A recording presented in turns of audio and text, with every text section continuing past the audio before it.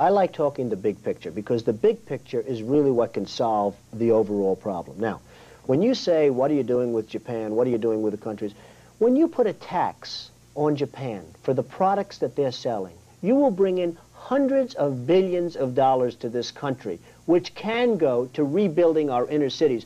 Instead of giving Japan free military defense, you charge them for what they're getting, and you bring in hundreds of billions of dollars that if the right person asked, they would gladly pay, because they'd have to pay.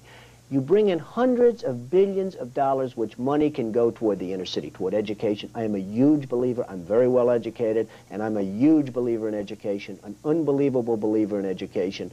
That is a long-term solution. I wish it could be a shorter-term solution, but one of the things you need for education is money. We have a country that's losing $140 billion a year, at a minimum. I think it's much more than that, by the way, but at a minimum. It's tough to build housing for people.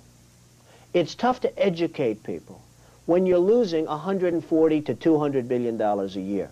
What I'm saying is the United States is it's very simple what I'm saying.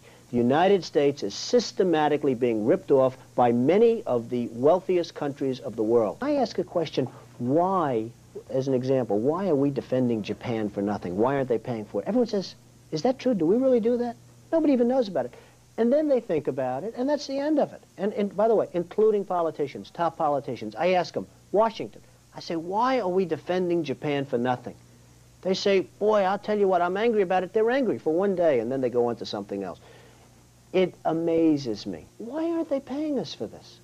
And it's all common sense, and I say it, and people say, boy, he's right, and then they don't do anything about it, the politicians I'm talking about. And it angers me, because then you say, why is there poverty? Why is there no education in Harlem? Why are the schools so bad? Why is there no housing?